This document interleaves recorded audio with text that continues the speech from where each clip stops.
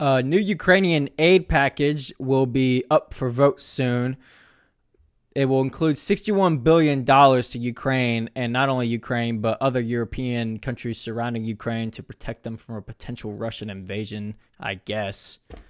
I don't know. It's pretty absurd. Zelensky has been mad that we're apparently not treating Ukraine as well as we're treating Israel. First of all, Israel is an ally.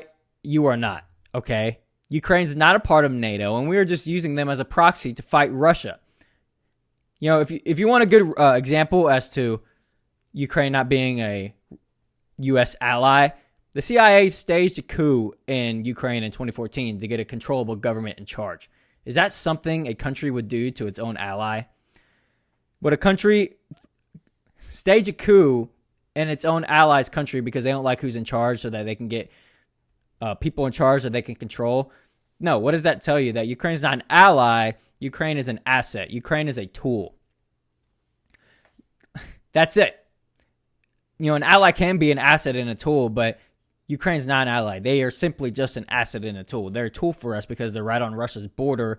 They're an asset for us because if we can get them to join NATO and use them as a proxy for Russia, we could put missiles right on Russia's border, and there will be a threat right on Russia's border instead of, you know, Ukraine's just kind of the last piece of NATO's dream of being on the border of Russia so that they can have that threat be there. The United States and NATO knew what was going to happen when they started talking about Ukraine joining NATO. They knew Russia was going to invade. They're not stupid. So what was the point of it?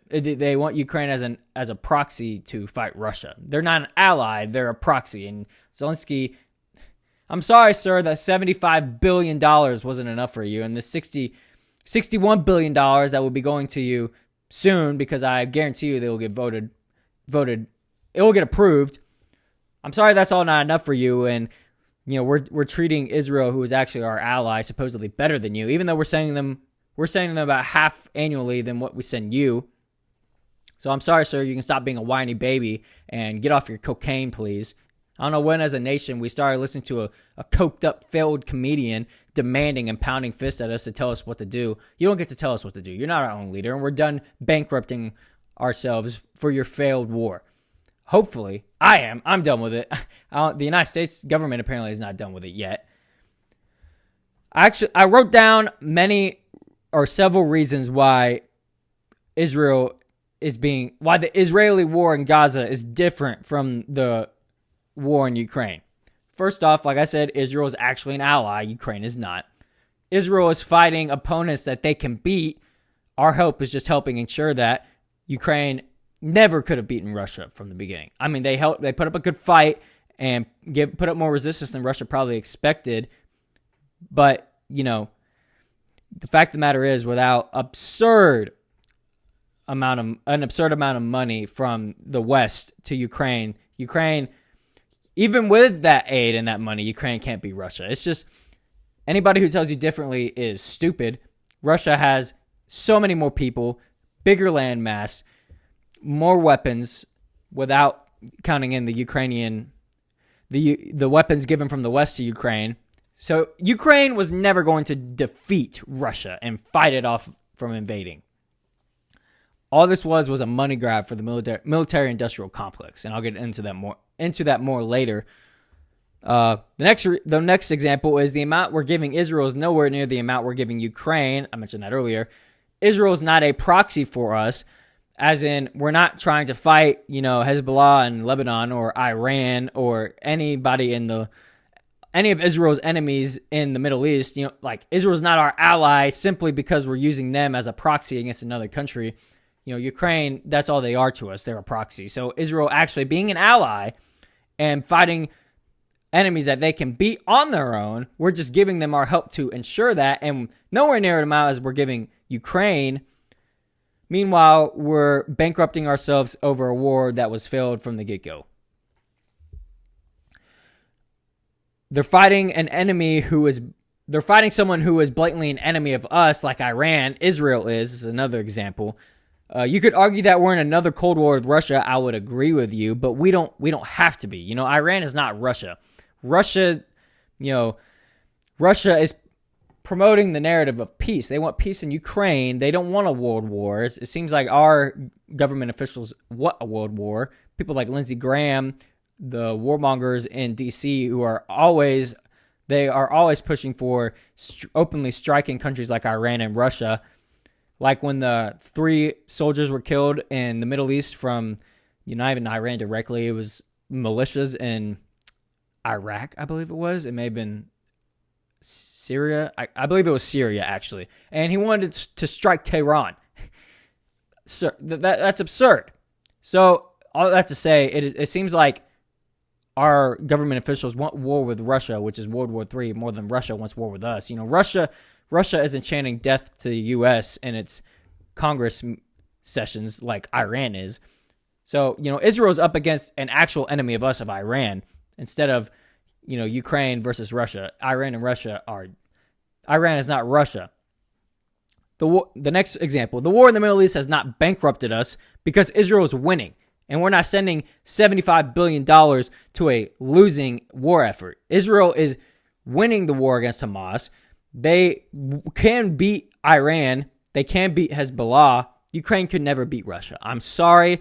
I'm sorry to tell you Santa Claus is not real, okay? Just look at the facts. Ukraine never stood a chance to defeat Russia. Period. The end. And the only reason this stalemate, we're bankrupting ourselves as a nation, sending Ukraine weapons and money just to keep it a stalemate. Just to keep it a stalemate alone. And I'm not saying Russia can beat the United States, but Russia can beat Ukraine. Look at the facts, people. This was a war that was lost from the beginning.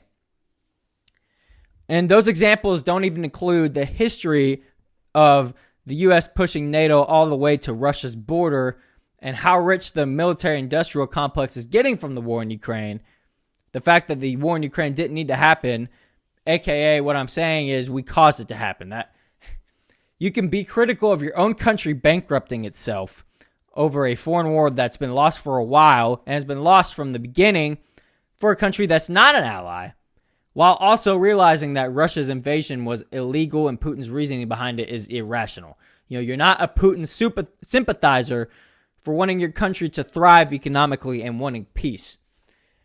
Obviously, Ukraine is not Russia like Putin claims it is. Obviously, like the total reasoning of Russia claiming back its own people, obviously that stuff is irrational and it was illegal. It was an illegal invasion and I don't support the invasion of Ukraine. You can realize that while also realizing that the Ukrainians and the West and NATO primarily has been provoking Russia for years and this war didn't have to happen. Kamala Harris and others knew what was going to happen when they go in public to the press and say Ukraine will be in NATO. They knew what was going to happen. They knew Russia was going to invade. They wanted that almost. It seems like it. So why are we pushing for Ukraine to be in NATO? Why? What is the need? What is the need? I'll tell you what the need is. They'll have to buy weapons from the U.S. military-industrial complex. That's the reasoning. If you want peace with Russia, you don't want to start a World War III. Why is Ukraine? Why does Ukraine need to be in NATO? And the threat of Putin invading all of Europe just doesn't exist. It just doesn't exist. They think you're stupid by saying that. Putin does not want to invade Ukraine or all of Europe. Putin does not want to go on a tirade and just start taking over countries because he knows that would start a world war. And he said many times he doesn't want that to happen. The reason he's invading Ukraine is because we're trying to put our weapons on Russia's border. How would we feel, say Russia started in South America and made its way all the way up, and then the last piece was like Mexico, and they were trying to put their weapons on Mexico? We wouldn't be happy with that. We'd probably respond the same way that Russia's responding. And I'm not saying it's right, but I'm just saying it's true. We would probably do the same thing. So why are we, if we know that's going to happen, why are we trying to get Ukraine in NATO? They knew Russia was going to invade. They knew that. And they know that Putin doesn't want to invade all of Europe. They know that. They're trying to scare you and trying to get your approval for a war against Russia, essentially. And that's what this has become, a proxy war against Russia via Ukraine. So all that to say, Sir Zelensky, the reason you're not getting coddled like Israel, even though you're getting tons more money than we're giving Israel. Israel's an ally. You're not. Israel's fighting a country they can beat. You're not. I'm sorry to break it to you. And We're not bankrupting ourselves over the war in Gaza. We are bankrupting ourselves for you. And I'm sorry that $75 billion is not enough for your cocaine use. Sorry we're not supplying your vice well enough. We need to realize how absurd this is as a nation, that we have a foreign leader like Zelensky who is demanding we give him more money. We've given him $75 billion. Ukraine is not a couple more billion away, a couple more fighter jets away from winning the war against Russia. They were never going to win in the first place. So it's time for us to come to peace terms with Russia, put an end to this killing of a whole generation of men in Ukraine. And, Putin's even said that he doesn't want all of Ukraine. He's good where the parts of Ukraine that the line's at right now is, I'm not appeasing Putin by saying this, or I'm not validifying validating is the words, validating what Putin is saying or the invasion into Ukraine by saying this. But the truth is, the provinces in Ukraine that he's currently holding right now, they see themselves as Russian. They speak Russian. They have Russian culture, and they don't even have representation in Ukraine, in the Ukrainian government. So he said he's fine with being where he's at and calling it a day. He will also, I guarantee you, ensure that Ukraine doesn't become a part of NATO, which is about a 0% chance that happens. And there's no peace in sight, really, I hate to say, because of the West. But like I said, Ukraine is not on the fringe of winning, and they desperately need the aid so we can win. Stop it, okay? Let's put an end to the nonsense. Santa Claus is not real. Russia has won the war, and it's time to come to peace terms instead of bankrupting ourselves and threatening a World War III. Stop fighting a global superpower via proxy immaturely. Grow up. Put an end to the war. So, sir, Zelensky, that is why. That is why you're not getting coddled like Israel. You're not getting treated like Israel because Israel is an ally. Period. The end. You're not. And you will never be if you never join NATO. And even if you do join NATO, all you are to the United States is a tool, a puppet, and an asset. That's all you are. So you can shut up, get off cocaine, and get sober, please. And stop demanding more money from the U.S. taxpayer. It's embarrassing, it's insulting, and it's ridiculous.